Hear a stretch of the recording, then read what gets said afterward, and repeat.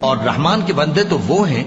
جو زمین پر آہستگی سے چلتے ہیں، اور جب جاہل لوگ ان سے جاہلانہ گفتگو کرتے ہیں تو سلام کہتے ہیں،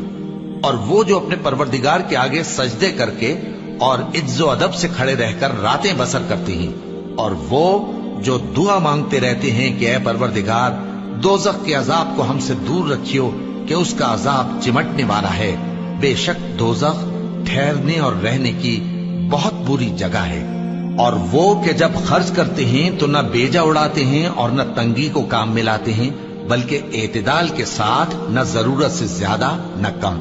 اور وہ جو اللہ کے ساتھ کسی اور معبود کو نہیں پکارتے، اور جس شخص کو مار ڈالنا اللہ نے حرام کیا ہے اس کو قتل نہیں کرتے مگر جائز طریق یعنی شریعت کے حکم سے، اور بدکاری نہیں کرتے،